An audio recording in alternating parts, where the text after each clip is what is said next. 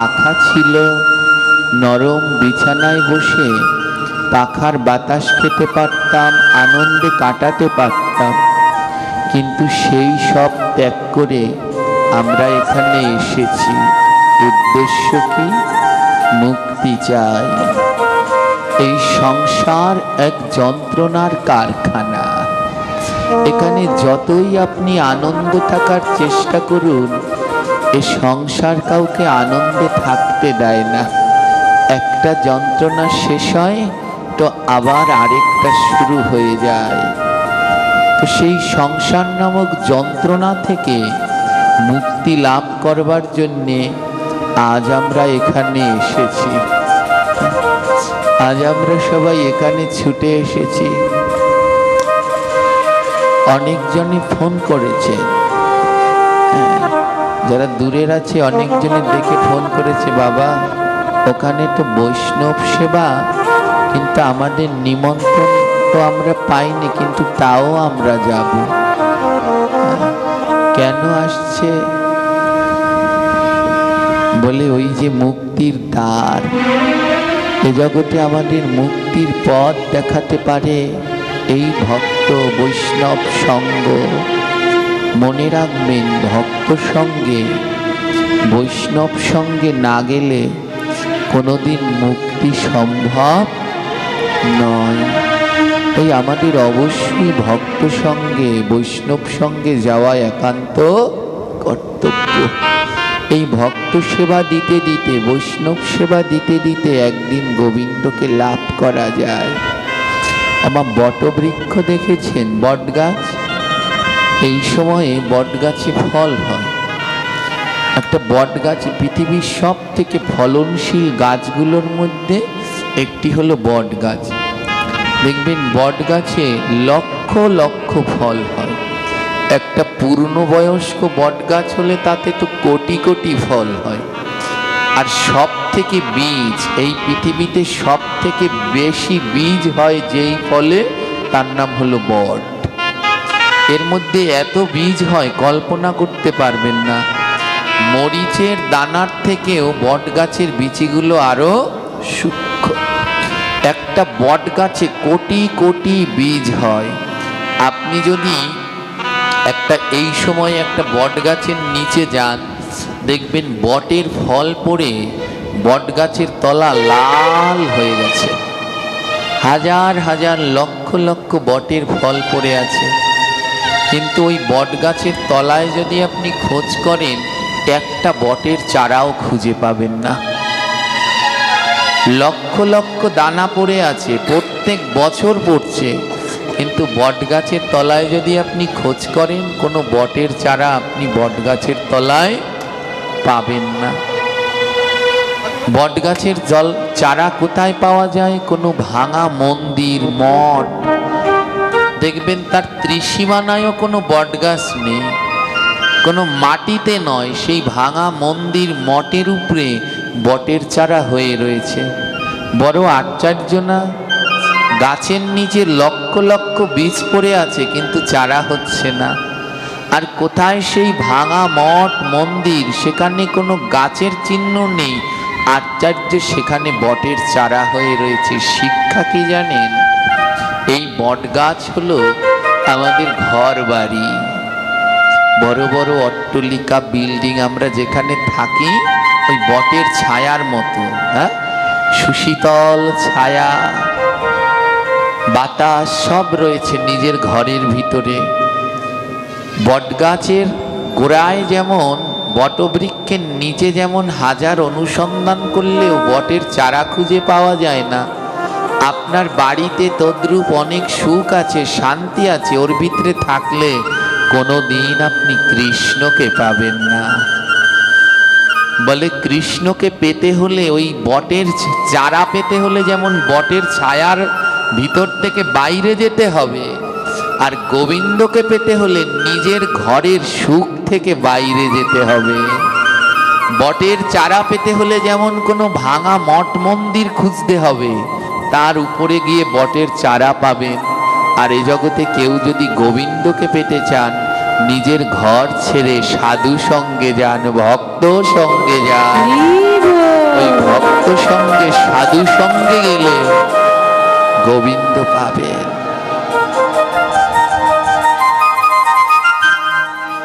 নিজের ঘরের মধ্যে সুখ শান্তির মধ্যে থাকলে ওখানে আপনি গোবিন্দকে খুঁজে পাবেন না। বটের ছায়ায় যেমন বটের চারা পাওয়া যায় না, নিজের ঘরে মধ্যে থাকলে কোনোদিন গোবিন্দ পাওয়া যায় না। আজ সেই গোবিন্দকে পাওয়ার জন্যে আমরা সবাই এখানে ছুটে আসি, বারবার আসি। যেখানে হরিকথা হয়, যেখানে সাধু সঙ্গ হয়, আমরা পাগলের মতো ছুটে যাই কেন? বলে আমরা তো বদ্ধ হয়ে রয়েছি। যদি কেউ আমাদের মুক্তি দিতে পারে এই সাধু সঙ্গ, এছাড়া আর আমাদের মুক্তির পথ নেই।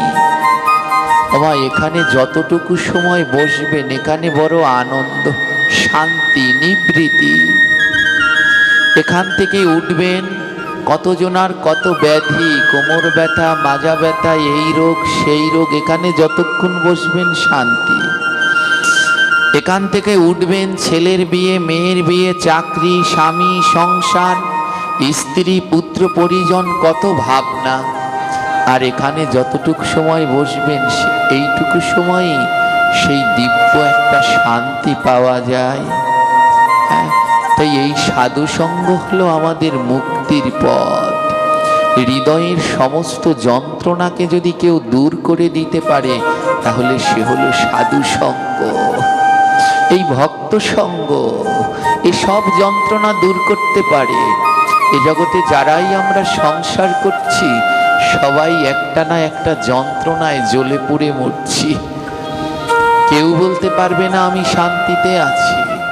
সবাইকেই ভগবান একটা না একটা জ্বালা দিয়ে দিয়েছে। বলে যদি শরীরের ভিতরে জ্বালা হয়, যন্ত্রণা হয়, কি করা যায়? এই যে দেখুন, এখন ভগবানের একটা উৎসব চলছে।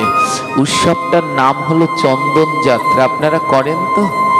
অক্ষয় তৃতীয়া থেকে 21 দিন পর্যন্ত ভগবানের শ্রীঅঙ্গে চন্দন লেপন করতে হয়, কারণ গোবিন্দের গায়ে জ্বালা করে।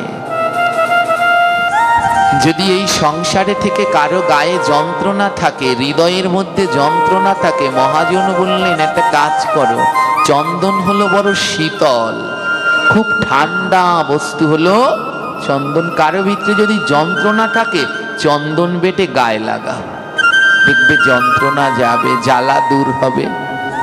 ভক্ত বললেন চন্দনে যদি না যায়, বলে তাহলে চন্দনের সাথে একটু কর্পূর মিশিয়ে দিও।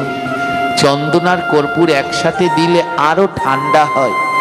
ওই দুটো একসাথে মিশিয়ে প্রলেপ করে গায়ে লাগিয়ে দেখবে তোমার গা শীতল হবে।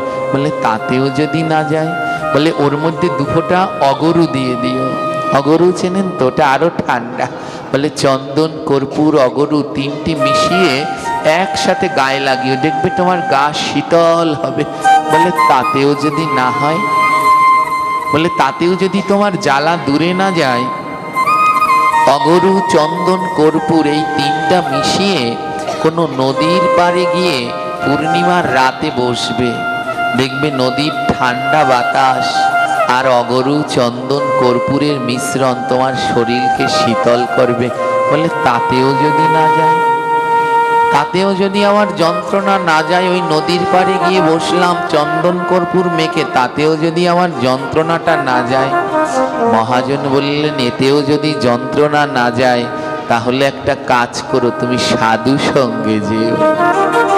যদি ওই চন্দন, কর্পূর, অগরু, নদীর শীতল বাতাসেও তোমার শরীরের যন্ত্রণা না যায়, তুমি একবার সাধু সঙ্গে যেও। বলে সেখানে গিয়ে কি করব? বলে একবার ভক্তকে বুকের মাঝে জড়িয়ে ধরো। একবার ভক্তকে বুকের মাঝে জড়িয়ে ধরো, দেখবে তোমার জন্মে জন্মের যত যন্ত্রণা সব চলে যাবে, তোমার হৃদয় শীতল হয়ে যাবে।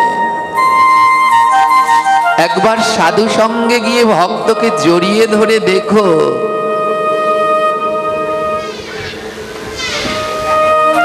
তোমার জন্মে জন্মের যন্ত্রণা দূর হয়ে তোমার দেহ অঙ্গ শীতল হয়ে যাবে।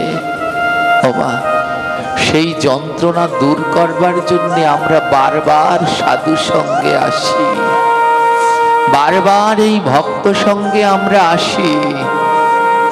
এই সংসার নামক যন্ত্রণা, এই জ্বালা থেকে মুক্তি পাওয়ার জন্য এখানে এসে বসি আর ভক্তকে জড়িয়ে ধরি। ওগো ভক্ত, তুমি বড় শীতল গো। এ জগতে সবার ভিতরে ক্রোধ আছে, ক্রোধ মানে অগ্নি। তাই এ জগতে যাকে ধরি তাকে ধরলেই গায়ে জ্বালা করে। আর ভক্ত, তুমি বড় শীতল, তোমার ভিতরে কাম ক্রোধ লোভ মোহ মদ মাৎসর্য নেই। তাই তোমাকে জড়িয়ে ধরলে আমার হৃদয়ে বড় শীতলতা আসে। তোমা তাই এ জগতে ভক্তের পরশ করলে হৃদয়ের মধ্যে কৃষ্ণ চৈতন্য জাগ্রত হয়। গোবিন্দ অন্য জায়গায় থাকে না। নরোত্তম ঠাকুর বৈষ্ণব বন্দনার মধ্যে বললেন, তোমারও হৃদয়ে সদা গোবিন্দ বিশ্রাম। ভগবান বিশ্রাম নেয় ভক্তের হৃদয়ের মাঝে। তাই যদি একবার ভক্তকে জড়িয়ে ধরা যায় আর শুদ্ধ ভক্তের হৃদয়ে আমার গোবিন্দ বিশ্রাম নেয়, আর যেই না গোবিন্দের ছোঁয়া লেগে যাবে, আমাদের জন্মে জন্মের সকল জ্বালা দূর, এই তাপি তঙ্গ শীতল হয়ে যাবে।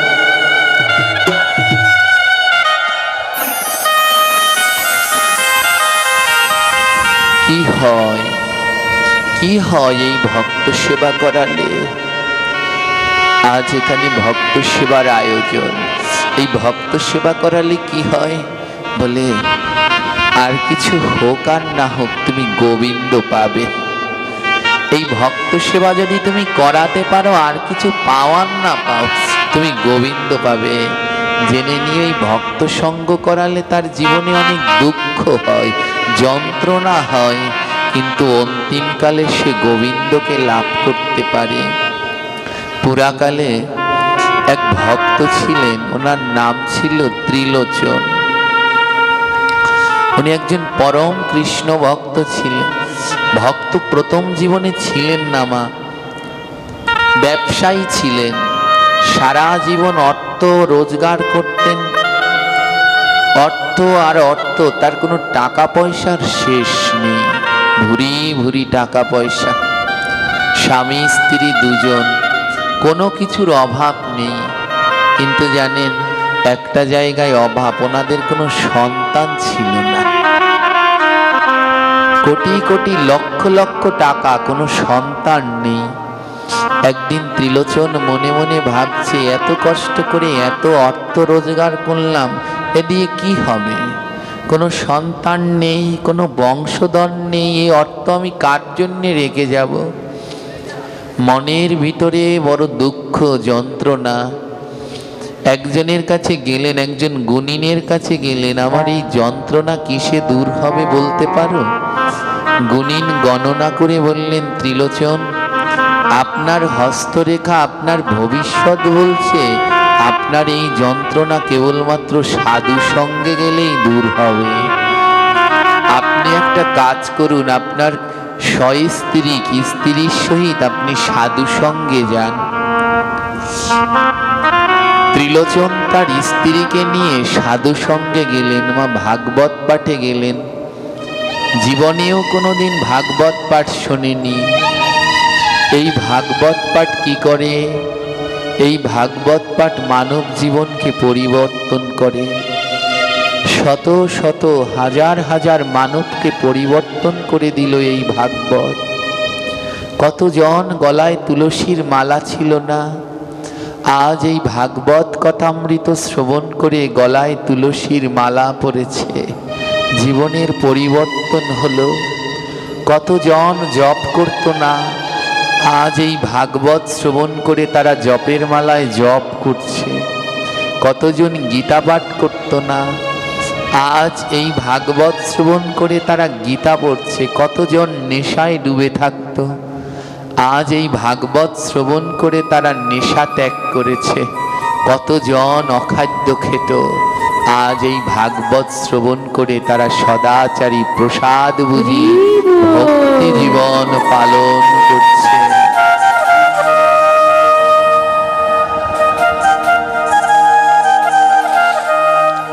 ত্রিলোচন তার স্ত্রীকে নিয়ে ভাগবতে গেলেন। আর ব্যাসপীঠে বসে যিনি ভাগবত কথা বলছেন তিনি এক পর্যায়ে বললেন, বৈষ্ণব সেবা বিনা নিস্তার পাইছে কেবা, যদি নিস্তার পেতে চাও তবে বৈষ্ণব সেবা দাও। ব্যাসপীঠে বসে আলোচক বললেন, বৈষ্ণব সেবা বিনা নিস্তার পাইছে কেবা, যদি নিস্তার পেতে চাও তবে বৈষ্ণব সেবা দাও। এ কথা শুনে ত্রিলোচন কাঁদছে। কথা তো ঠিক, আমি সারা জীবন ধরে হাজার হাজার লক্ষ লক্ষ টাকা রোজগার করলাম, কিন্তু ভক্তের সেবায় বৈষ্ণব সেবায় আমার লাগলো না। ভক্ত সেবায় বৈষ্ণব সেবায় আমার লাগলো না, তাহলে তো এ জীবনে আমার আর নিস্তার হবে না। স্ত্রীকে ডেকে বললেন, ওমা ওর পাশেই, এটি মহারাষ্ট্রের ঘটনা, ওর পাশেই রয়েছে বিঠ্ঠলনাথ ভগবানের মন্দির। প্রতিদিন হাজার হাজার ভক্তরা ওই মন্দিরে ভগবান দর্শন করতে যায়। কি করলেন জানেন? ত্রিলোচন মনে মনে সিদ্ধান্ত নিলেন যে আমার এত অর্থ, এই অর্থ দিয়ে কি হবে, তাই আজ থেকে এই মন্দিরে কত তীর্থযাত্রী আসে, অনেকে দুটো প্রসাদ পেতে পারে না, আজ থেকে আমার কর্তব্য হলো ভক্তদের সেবা করাবো। ওমা এই জগতে গোবিন্দকে যেই যেই মাধ্যমে যায় তার থেকে সর্বশ্রেষ্ঠ সহজ উপায় হলো ভক্ত সেবা। আমার শ্রী গুরুদেব বলতেন, এ জগতে আর কিছু দিয়ে গোবিন্দ পাওয়ার না পাও, ভক্ত সেবা করালে অনায়াসে গোবিন্দকে লাভ করা যায়। তাই আমাদের শ্রী গুরুদেবের আদর্শ, সারাটা জীবন তার ভক্ত সেবায় একনিষ্ঠ প্রাণ। যারা আমার শ্রী গুরুদেবকে দর্শন করেছেন, তার সম্বন্ধে জানেন, তারা জানেন যে তিনি কেমন ভাবে ভক্ত সেবা করাতেন। ত্রিলোচন মনে মনে সিদ্ধান্ত নিলেন, আমার এত অর্থ, আমি এখানে একটা ভক্ত সেবা আবাস খুলব। ওই মন্দিরে যে পথে তীর্থযাত্রীরা আসে ওই পথের পাশে বড় করে লিখে দিলেন, যিনি অর্থ দিয়ে প্রসাদ ক্রয় করে কিনতে পারছেন না তারা এখানে আসবেন, সবার জন্য প্রসাদের ব্যবস্থা আছে। দুটো কাজের লোক রাখলেন, ওরা রান্না করেন। আর ত্রিলোচন সেই দিন থেকে নিয়োজিত হলেন, প্রভু আমি মন্ত্রতন্ত্র কিচ্ছু জানি না, ও ভগবান আমি মন্ত্রতন্ত্র কিচ্ছু জানি না। ব্যাসপীঠে সেই পাঠকের কাছে গিয়ে বললেন, পাঠক গোসাই আমি আমার জীবনের 3 ভাগের 2 ভাগ নষ্ট করেছি এই অর্থ সংসার করতে করতে, আর 1 ভাগ সময় আমার আছে। আমি কোনো মন্ত্রতন্ত্র নিয়ম কানুন জানি না, আমি কেমন করে ভক্ত সেবা দেব? ব্যাসপীঠ থেকে গোসাই বলে দিলেন, শোনো বাবা, নাম জানো তো? নাম হরে কৃষ্ণ মহামন্ত্র, 16 নাম 32 অক্ষর। হরে কৃষ্ণ কৃষ্ণ কৃষ্ণ হরে হরে, হরে রাম রাম রাম হরে হরে। এটা জানো তো বাবা? ত্রিলোচন বলি, হ্যাঁ। বলে এটা জানলেই হবে, আর কিছু লাগবে না। সারাদিন বদনে নাম করবে আর এই 2 হাত দিয়ে ভক্তের সেবা দেবে। ত্রিলোচন মনে মনে সিদ্ধান্ত নিল, জীবনের এতটা সময় নষ্ট করেছি, না ধরেছি ভক্তের চরণ, না নিয়েছি ভক্তের চরণ ধুলি। তাই আমার এই আশ্রমে যারা যারা সেবা করতে আসবে আমি নিজের হাতে সবার চরণ ধৌত করব। আমি তো মন্ত্রতন্ত্র নিয়ম কানুন জানি না, নিজের হাতে সবার চরণ ধৌত করব। আর বদনে গুরুদেব বলে দিয়েছেন নাম করতে। জানেন শুরু হয়ে গেল ত্রিলোচনের এক নতুন জীবন। এই ভাগবতের আরেক নাম হলো অমর পুরাণ। এখানে আসলে মানুষের পুরানো জীবন চলে যায়, নতুন জীবনের সূচনা হয়। আর এ কথা শুনলে আর সে মরে না, অমর হয়। অমর হওয়া বোঝেন মা, তার ভক্তি জীবনের সূচনা হয়। ত্রিলোচনের শুরু হলো এক নতুন জীবন। গুরুদেব বলল বদন ভরে নাম করবে। সেই দিন থেকে সে বদন ভরে গোবিন্দের নাম করে, নাম ছাড়া আর কিচ্ছু বোঝে না। বদনে নাম, আর দুটি হাত দিয়ে যেই ভক্ত আসে তাদেরকে বসিয়ে নিজের হাতে চরণ দুটি ধৌত করে। আর মন্ত্রতন্ত্র জানি না, তোমার নাম ছাড়া আর কিছু জানি না প্রভু, তুমি কৃপা করে গ্রহণ করো। হরে কৃষ্ণ হরে কৃষ্ণ কৃষ্ণ কৃষ্ণ হরে হরে, হরে রাম হরে রাম, রাম রাম হরে হরে। হরে কৃষ্ণ হরে কৃষ্ণ রাধে কৃষ্ণ সবাই মিলে হরে রাম হরে রাম, হরি আমার রাম রাম হরে হরে।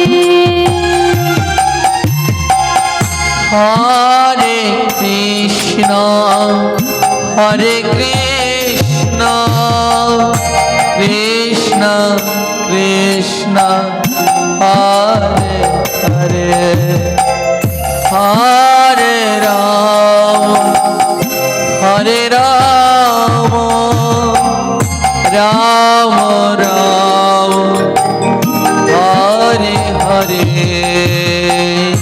হরে কৃষ্ণ হরে কৃষ্ণ কৃষ্ণ কৃষ্ণ গৌর হরি আমার। হরে রাম হরে রাম, রাম রাম হরে হরে। হরে কৃষ্ণ হরে কৃষ্ণ কৃষ্ণ কৃষ্ণ হরে হরে, হরে রাম হরে রাম,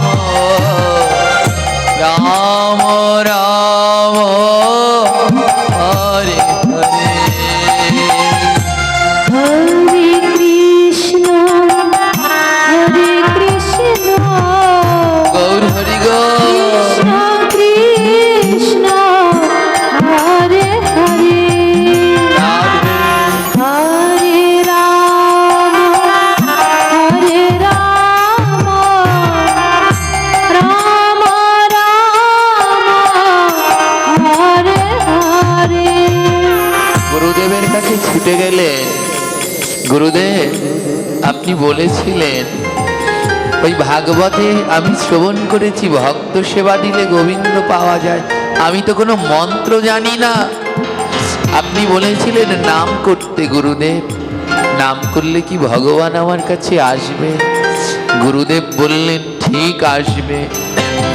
নাম করলে ভগবান ঠিক তোমার কাছে আসবে।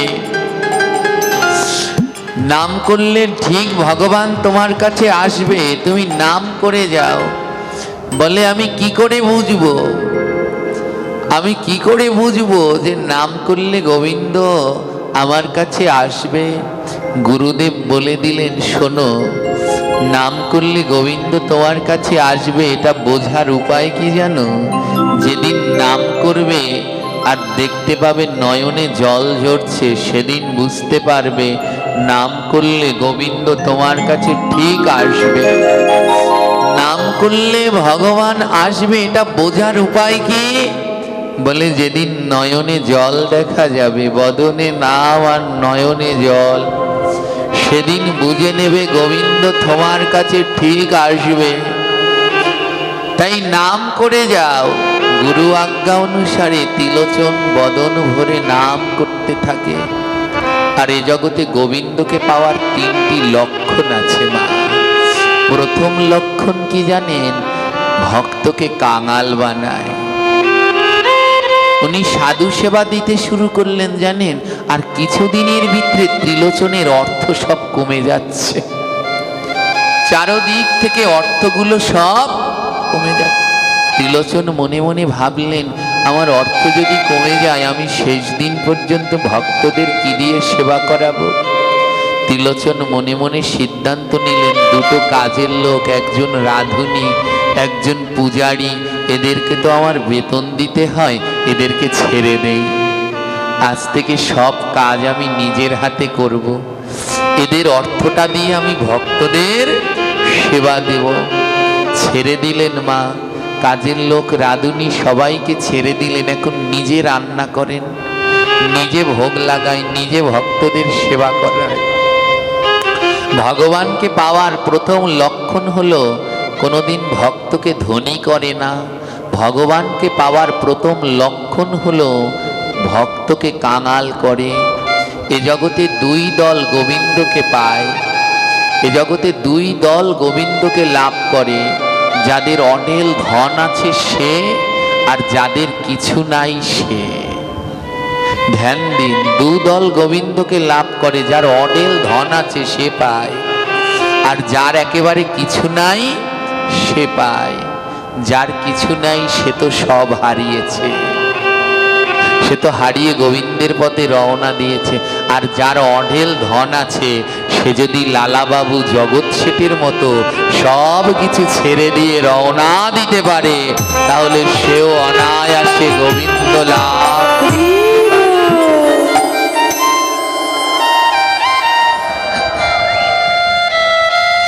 ত্রিলোচন কি করলেন? তাই ভগবানকে পাওয়ার প্রথম লক্ষণ হলো মা কাঙাল বানায়। ভক্ত সেবা দিচ্ছে কিন্তু তার ধন বাড়ছে না, ধন সম্পদ কমে যাচ্ছে। তাই সব কাজগুলো নিজে করতে লাগলেন, নিজের হাতে সব কাজগুলো করেন। ভগবানকে পাওয়ার দ্বিতীয় লক্ষণ, দেহের মধ্যে একগাদা রোগ ব্যাধি দিয়ে দেয়।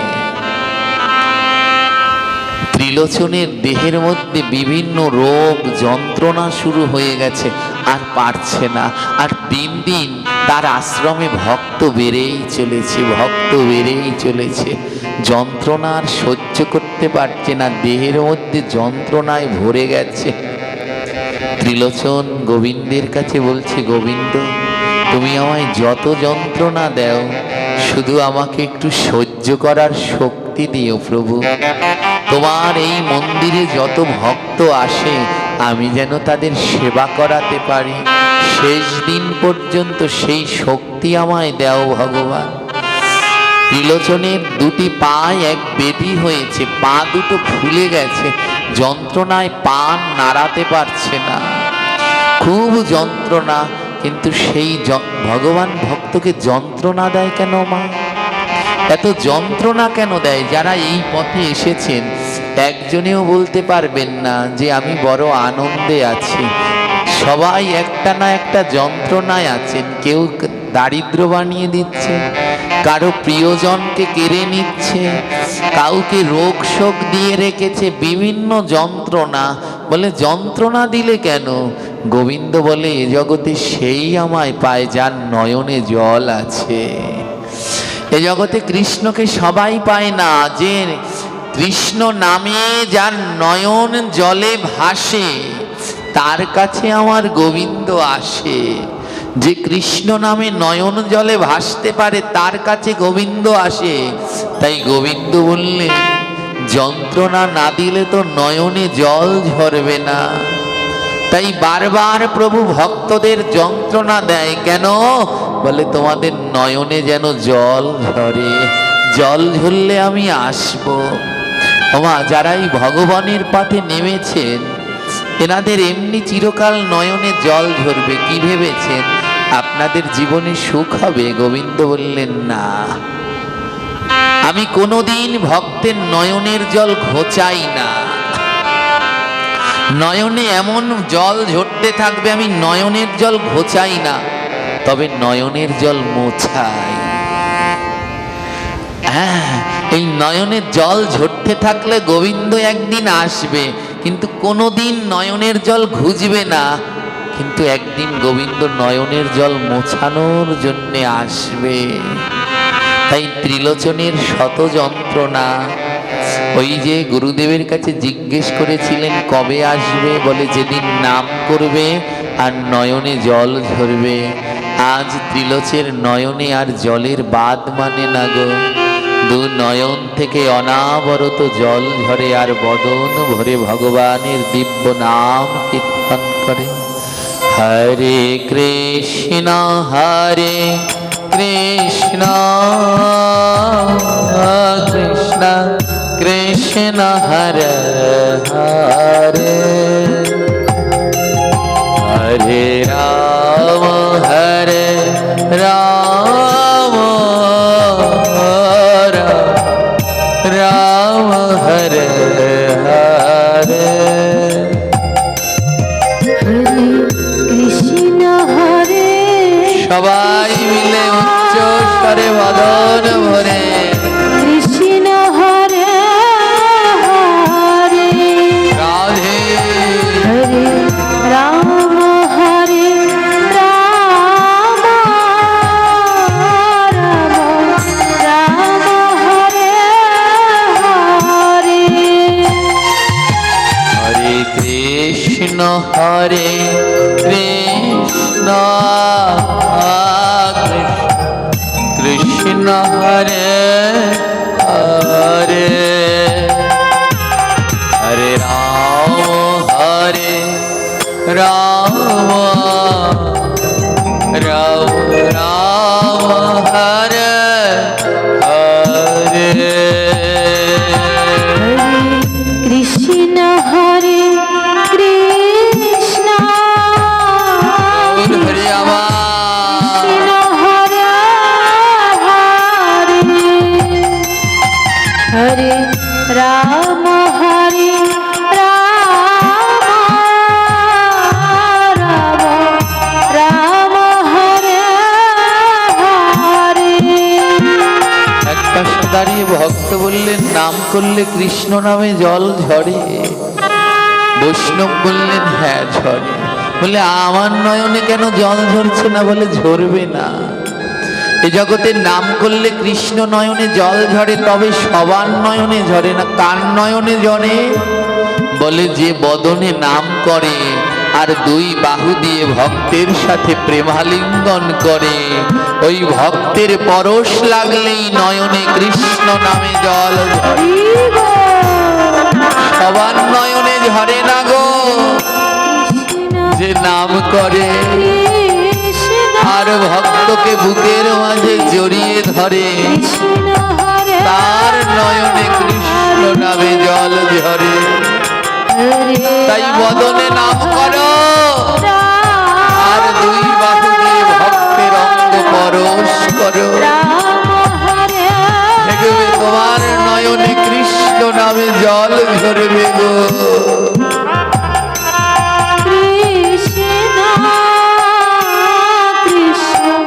কৃষ্ণ হরে রাধে হরে রাম হরে রাম রাম হরে হরে। হরে কৃষ্ণ হরে কৃষ্ণ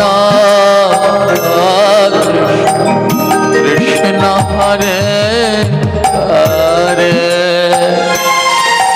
হরে রাম হরে রাম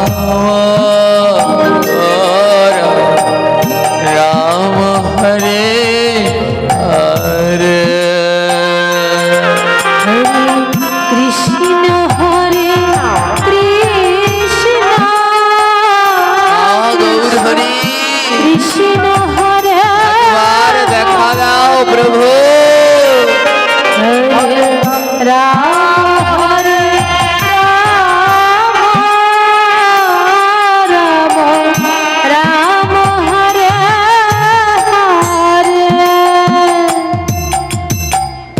হরে কৃষ্ণ হরে কৃষ্ণ কৃষ্ণ কৃষ্ণ হরে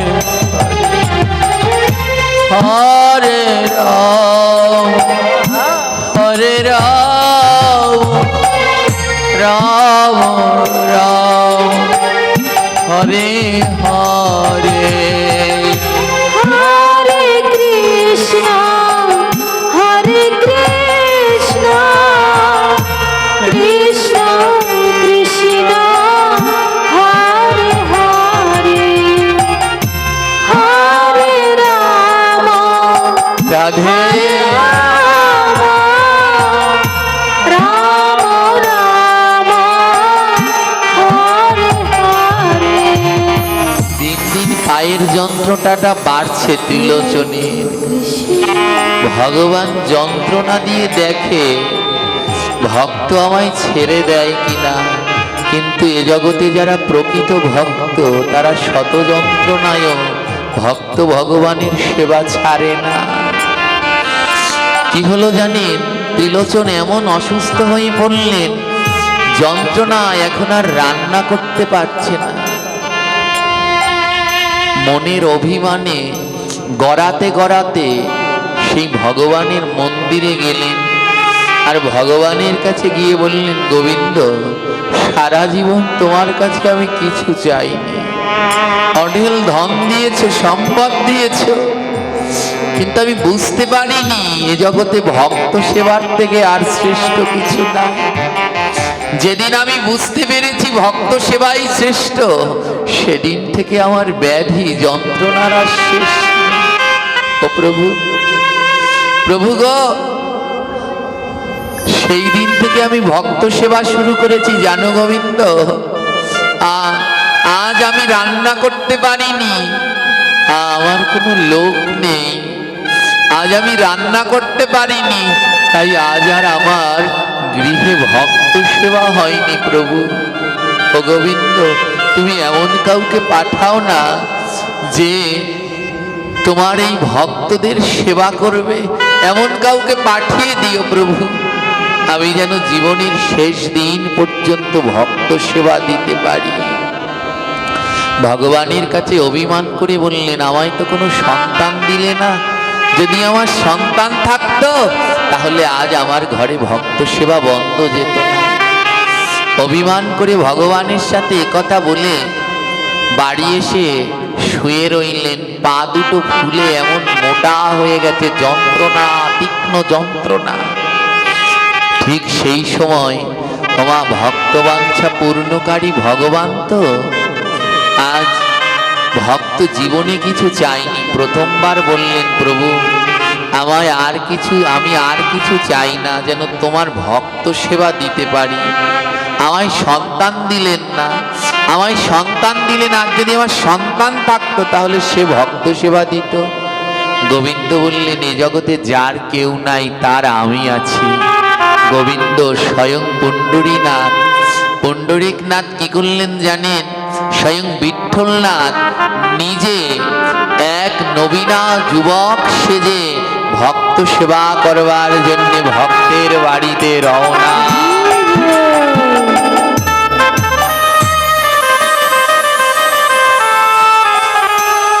ত্রিলোচনের বাড়ির দরজায় গিয়ে দাঁড়িয়েছে। ত্রিলোচন জিজ্ঞেস করছে, তুমি কে বাবা? বলছে, আমার নাম হলো ভক্ত দাস। আপনি আজ মন্দিরে গিয়ে কেঁদেছিলেন না, আপনার বাড়িতে নাকি কেউ ভক্ত সেবা দেয়ার নেই, তাই মন্দিরের পূজারী ঠাকুর মশাই আমাকে পাঠিয়েছে আপনার বাড়িতে ভক্ত সেবা দেওয়ার জন্য। আপনি কোনো চিন্তা করবেন না, আজ থেকে আপনার বাড়িতে কেউ অনাহারে যাবে না, আজ থেকে আপনার বাড়িতে সবাই সেবা করবে। তোমার যিনি এসেছেন তিনি কে? জোরে বলবেন তো, বুঝতে পারছেন কথা? যিনি আজ নবীনা যুবক সেজে এসেছেন উনি কে? জোরে বলবেন। স্বয়ং ভগবান। জিজ্ঞেস করছি, তোমার নাম কি? বললেন, আমার নাম ভক্ত দাস, মন্দিরের পূজারী আমায় পাঠিয়েছে। ও, ত্রিলোচন বললেন, বাবা তোমায় কত বেতন দিতে হবে? ভক্তদাস বললেন, ত্রিলোচন বাবা, আমার কোনো বেতন লাগবে না, আমি ভক্ত সেবা করাতে খুব ভালোবাসি, আমার কোনো বেতন লাগবে না, কিন্তু আমার 3টি শর্ত আছে। বলে কি শর্ত? বলে আমার প্রথম শর্ত, আমি সোয়াশের ময়দার রুটি খাই, প্রতিদিন আমি সোয়াশের ময়দার রুটি খাই, আমায় সোয়াশের ময়দার রুটি দিতে পারবে? ত্রিলোচনের স্ত্রী বলছে, বাবা বাঁচা গেল। ত্রিলোচনের স্ত্রীর মনে মা অতটা ভক্তি নেই, তিনি বলল, বাঁচা গেল, এত কাজের থেকে যদি সোয়াশের ময়দা বেলতে হয় তা তো অনেক ভালো। ত্রিলোচনের স্ত্রী হাত তুলে বলল, হ্যাঁ হ্যাঁ পারবো পারবো, সোয়াশের ময়দার রুটি দিতে পারবো, কোনো অসুবিধা নেই, তুমি থেকে যাও বাবা। বলে দ্বিতীয় শর্ত হলো, আপনার বাড়িতে যত ভক্ত আসবে সবার জন্য আমি রান্না করব, কিন্তু আমার নিজের জন্য আমি রান্না করতে পারবো না। হ্যাঁ, ভগবান শর্ত দিলেন কি, আমি নিজের জন্য রান্না করতে পারবো না। ত্রিলোচনের বউ বলে, এতটুকু বাচ্চা কত আর খাবে? ও মুখে বলে সোয়াশের ময়দা, সোয়াশের ময়দা কি একবেলায় খাওয়া যায় নাকি? ও খেতে পারবে না। ত্রিলোচনের বউ বলছে, হ্যাঁ হ্যাঁ আমি তোমারটা রান্না করে দেব, কিন্তু তুমি সবার রান্না করতে পারবে তো? হ্যাঁ মা, আমি সবার রান্না করতে পারবো। বলে তৃতীয় শর্ত? বলে আমাকে যদি কোনোদিন পেটুক বলো, সেদিন আমি চলে যাব, সেদিন আর আমি তোমাদের বাড়িতে থাকবো না। এই আমার 3টি শর্ত। রাজি হলেন। সেদিন থেকে স্বয়ং ভগবান মা ভক্তের জন্য ওই ভক্তের গৃহে রান্না করতেন, নিজের হাতে ভক্তদের সেবা দিতেন, থালা বাসন ধৌত করতেন। আর ভক্ত ত্রিলোচন, উনি তো হাঁটতে পারতেন না, পায়ে যন্ত্রণায় ফুলে গেছে পা, তো ওই ত্রিলোচন কি করতেন, ওই ঘরের দরজার সামনে জলপাত্র নিয়ে বসে থাকতেন, যে ভক্ত আসতেন উনি চরণ ধোয়াতেন, আর স্বয়ং ভগবান ভক্তের বাড়িতে রান্না করতেন, বাজার করতেন, সব কাজ করে দিতেন। আর এদিকে তার স্ত্রী ওই যে কথা দিয়েছিল আমি নিজের জন্য রান্না করতে পারবো না, তাই স্ত্রী প্রতি বেলায় সোয়াশের করে ময়দা বেলে। আমার প্রত্যেক বেলায় সোয়াশের করে ময়দা যদি খায়, তাহলে 3 বেলায় কতটুকু লাগে? কয় কেজি হয়? জোরে বলেন। হ্যাঁ, 4 কেজি, 4.25 কেজি হয়। তাহলে প্রতিদিন 4.25 কেজি ময়দা দিয়ে ওই ত্রিলোচনের বউকে রুটি করতে হয়। কিন্তু ত্রিলোচনের বউয়ের মনে ভক্ত সেবার কোনো ইচ্ছাই, তার কাছে ওটা জ্বালা মনে হয়। কিন্তু ভগবান তো যেতে পারবেন না, কারণ ভগবান তো কথা দিয়েছেন ভক্ত সেবা করালে আমি আসি। কি করেন জানেন? ওই ভগবান ভক্ত দাস রূপে ত্রিলোচনের গৃহে বাস করে, আর প্রতিদিন এমনি করে ভক্ত সেবা দেয়। আর রাত্রবেলায় একটা বাটিতে করে সরিষার তেল নিয়ে ওই ত্রিলোচনের ঘরে যায়। আর ত্রিলোচনের ঘরে গিয়ে ত্রিলোচনকে বলছে, ত্রিলোচন বাবা, আমি খুব সুন্দর মালিশ জানি, আমি যদি তোমার পায়ে এই তেল মালিশ করে দেই, তোমার পায়ের যন্ত্রণা সব দূর হয়ে যাবে। এই লীলা দর্শন করে গোলক বৃন্দাবনে ভক্তরা কাঁদছে, ও গোবিন্দ তোমার কত লীলা। এ জগতে ব্রহ্মা শিব যোগী মুনি ঋষিগণ তোমার চরণ চায়, আর সেই তুমি গোবিন্দ ভক্তের চরণে তেল মালিশ করছো। প্রভু, তোমার লীলার কোনো অন্ত নেই।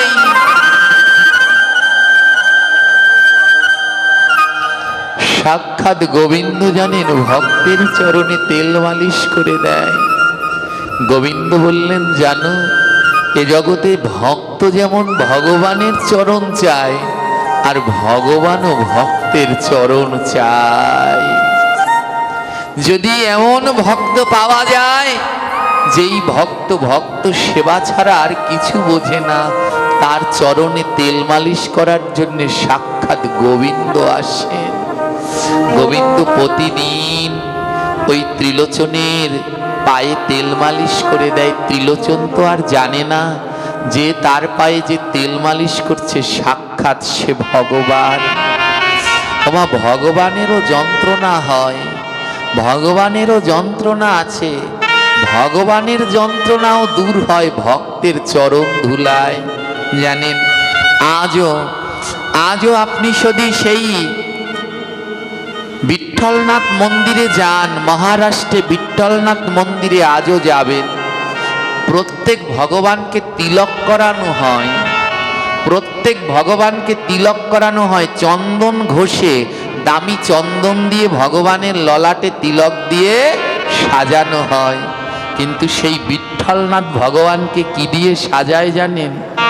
আমার শুনলে অবাক হয়ে যাবেন। সেই বিঠ্ঠলনাথ ভগবান ভক্তকে এমন ভালোবাসে, বিঠ্ঠলনাথ মন্দিরে প্রতিদিন হাজার হাজার ভক্ত আসে।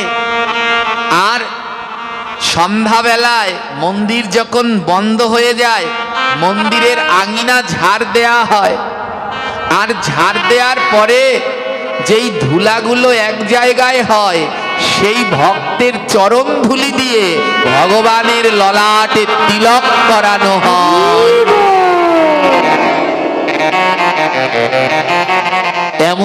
এমন দ্বিতীয় আর কোনো জায়গায় নেই। ভক্তের চরণ ধুলি দিয়ে বিঠ্ঠলনাথ তিলক করেন।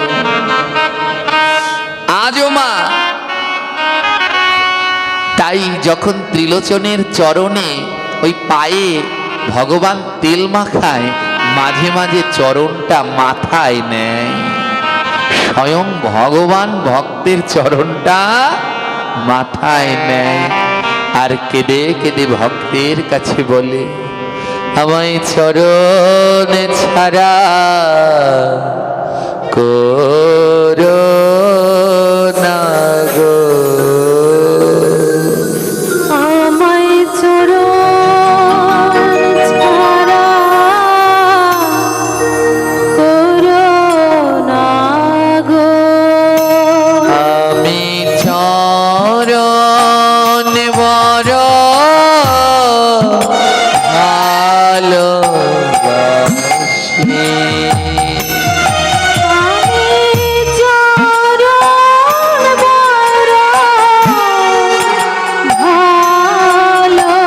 ভালোবাসি, বলি তাই তো বারবার ছুটে আসি। বলি তাই তো বারবার ছুটে আসি। ভগবান বললেন, ও ভক্ত, এমনি যেন আমি তোমার চরণ সেবা করার সুযোগ পাই, আমি বারবার ছুটে আসি যদি এমন সুযোগ পাই। জানেন, প্রতিদিন ভক্ত ত্রিলোচনের বাড়ির সব কাজ স্বয়ং ভগবান করেন। আর সন্ধ্যার পরে ভক্তের পায়ে তেল মালিশ করে দেয়। আর ভগবান যদি তেল মালিশ করে দেয়, ওমা আর কোনো রোগ থাকে? দিন দিন ত্রিলোচনের সব রোগগুলো সেরে যাচ্ছে। আর রোগগুলো সেরে যেতে যেতে কি হলো জানেন? ভগবানের স্পর্শ, তো ভগবানের স্পর্শ প্রতিদিন পেতে পেতে ওই ত্রিলোচন বৃদ্ধ হয়ে গেছে না, দিন দিন তার বয়স কমে যাচ্ছে, আবার যুবক হয়ে যাচ্ছে। ভগবান নিজের হাতে তেল মালিশ করে দেয়, আর দিন দিন ত্রিলোচন যুবক হয়ে যাচ্ছে।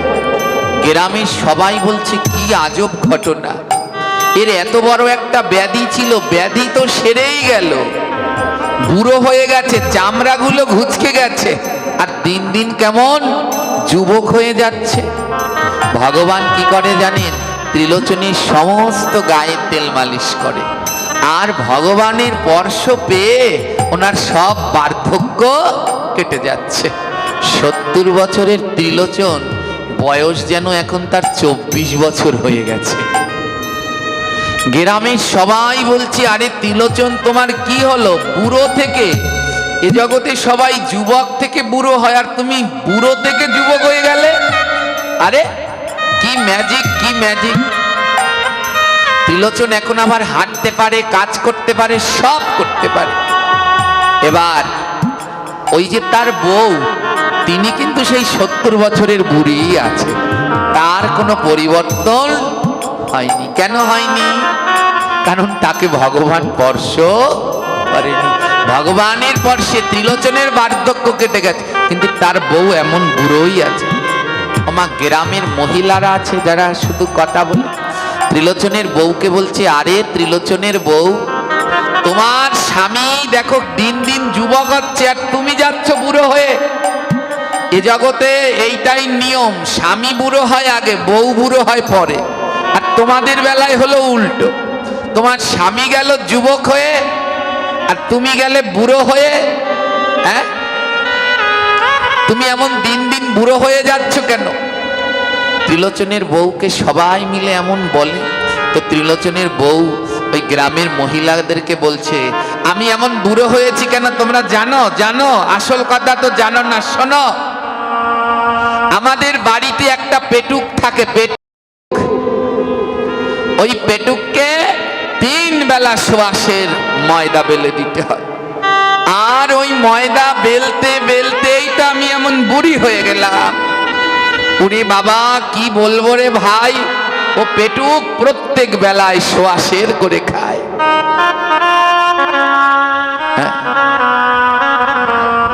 আমার ভগবান শর্ত দিয়েছিলেন, মনে আছে শর্তটা কি কি? শেষ শর্তটা কি ছিল? আমাকে যদি কোনোদিন পেটুক বলো, আমি আর। যেদিনকে ত্রিলোচনের বাড়িতে গোবিন্দ এসেছিলেন তখন তার বয়স ছিল কত? জোরে বলবে। 70 বছর। কত? আর এখন গোবিন্দ ভক্তের সেবা করতে করতে এখন তার বয়স কত গিয়ে দাঁড়িয়েছে? 24 বছরে গিয়ে দাঁড়িয়েছে। 24 বছরে গিয়ে দাঁড়িয়েছে। এমন সেবা করেছে ভগবান, একেবারে বুড়ো বয়স শেষ করে আবার যুবক বানিয়ে দিয়েছেন। আর এদিকে ত্রিলোচনের বউ বলে ফেলেছে, আমাদের বাড়িতে একটা পেটুক থাকে। যেই না পেটুক বলেছে, যেই পেটুক বলে দিয়েছে, ভগবান বলল, এই তো এবার আমার কাজ শেষ, এবার আমার কাজ শেষ। কি করলেন ভগবান? সঙ্গে সঙ্গে ওই গৃহ ত্যাগ করলেন। কিন্তু ভগবান তো জানেন যে তার ভক্ত ত্রিলোচনের কষ্ট হবে, তাই ভগবান তার চরণের নূপুর দুটো খুলে ত্রিলোচনের বালিশের মাতার কাছে রেখে গেলেন। মাতার কাছে নূপুর দুটো রেখে গেলেন। ত্রিলোচন বাজার করে ঘরে এসেছে, আর এসে চারোদিকে খোঁজ করছে, আরে ভক্তদাস কই, ভক্তদাস কই? কিন্তু ভক্তদাসকে আর খুঁজে পাচ্ছে না। ঘরে গিয়ে দেখে মাথার কাছে দুটো নূপুর। আমার ত্রিলোচন ভক্ত তো নূপুর দেখে চিনতে পারলেন, এ তো কোনো সাধারণ নূপুর নয়, এ তো কোনো সাধারণ নূপুর নয়। নূপুর দুটো নিয়ে বলে, ভক্তদাস কই গেল, কই গেল? স্ত্রীকে জিজ্ঞেস করছে, হ্যাঁ গো, তুমি কি ভক্তদাসকে কিছু বলেছ? না না, আমি ওকে কিছু বলিনি। ও পেটুকটাকে আবার আমি কি বলবো? মাথায় হাত দিয়েছি, কি বললে তুমি? পেটুক বলে ফেলেছ? তোমার মনে নেই ওর শর্ত ছিল ওকে পেটুক বললে আর থাকবে না, তুমি পেটুক বলে ফেলেছ? নিশ্চয়ই ও মন্দিরে চলে গেছে। ত্রিলোচন ছুটতে ছুটতে মন্দিরে গেলেন, আর মন্দিরের পূজারীকে গিয়ে বললেন, ও পূজারী, তুমি যে আমার বাড়িতে একজন সেবাইত পাঠিয়েছিলে, সে কোথায়? পূজারী বলে, কিসের সেবাইত? আমি তো কোনো সেবাইত পাঠাইনি। আরে কি বলছো? ওর নাম ছিল ভক্তদাস, ওর নাম ছিল 6 মাস ধরে আমার বাড়িতে ছিল। 6 মাস ধরে আমার বাড়িতে রান্না করেছে, বাসন মেজেছে, ভক্ত সেবা দিয়েছে। ওর শর্ত ছিল ওকে পেটুক বললে চলে যাবে। আমার স্ত্রী আজ অভিমান করে ওকে পেটুক বলেছে, তাই ছেড়ে চলে এসেছে। মন্দিরের পূজারী বললেন, না গো ত্রিলোচন দাদা, আমি তোমার বাড়িতে কাউকে কি বলো পাঠাও? এই নূপুর দুটো দেখো তো, এই নুপুর দুটো ওর পায়ে ছিল, ভক্তদাসের চরণে এই নুপুর দুটো ছিল। তুমি কি এই নুপুর দুটো চেনো? মন্দিরের পূজারী তাকিয়ে দেখলেন এটা বিঠ্ঠলনাথ ভগবানের চরণের নুপুর। মন্দিরের পূজারী বলে, ভাই রে, 6 মাস আগে আমাদের মন্দির থেকে ভগবানের নুপুর উধাও হয়ে গিয়েছিল। আমরা কত জায়গায় নুপুর খুঁজেছি, নুপুর পাইনি। এই নুপুর তুমি কোথায় পেলে? আরে এই নুপুর তো আমাদের ভক্তদাসের চরণে ছিল। লুটিয়ে পড়ে কাঁদতে লাগলো, বুঝতে পারলো তার বাড়িতে ভক্তদাস হয়ে যে 6 মাস ভক্তের সেবা দিল, সে সাক্ষাৎ অনাদিরাদি প্রাণ গোবিন্দ।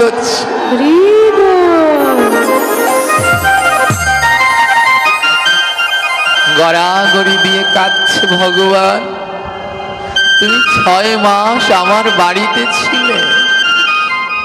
পাথরের ঠাটে পাথরের সাথে মাথা ঠুকছে। এ আমি কি করেছি? আমি বড় অপরাধী হয়ে গেছি গো। স্বয়ং ভগবান আমার চরণ সেবা করেছে, আর চরণ সেবা করে আমার রোগ কমিয়ে দিয়েছে। আমি বড় পাপী হয়ে গেলাম। মাথা ঠুকতে লাগলেন। আর বিঠ্ঠলনাথ ভগবানকে বললেন, প্রভু আরেকবার আসো, আমি এই নুপুর তোমার চরণে পরিয়ে দেব, একবার আসো ভগবান। বিগ্রহ থেকে আওয়াজ হলো, ত্রিলোচন তুমি ফিরে যাও। আমি তোমার সেবা করেছি কেন জানো? যেন তুমি আবার যুবক হয়ে যাও, আর যুবক হয়ে তুমি আরো যেন অনেক দিন ভক্ত সেবা করতে পারো। তাই তুমি ফিরে যাও গৃহে গিয়ে। তোমার বয়স এখন 24 হয়ে গেছে, তুমি গৃহে গিয়ে আবার ভক্ত সেবা করো। তুমি যেদিন আবার অসুস্থ হয়ে পড়বে, আমি আবার সেদিন তোমার কাছে যাব। যাও, গৃহে ফিরে যাও। ওমা, তাই কারো যদি ব্যাধি থাকে, কেউ যদি অর্থের কাঙাল হন, কোনোদিন যেন গোবিন্দকে দোষ দিবেন না। জেনে রাখবেন ওটা গোবিন্দকে পাওয়ার লক্ষণ। যাও ত্রিলোচন, গৃহে ফিরে যাও। ত্রিলোচন আবার গৃহে ফিরে গেলেন, আবার শুরু করলেন নিজের হাতে ভক্ত সেবা।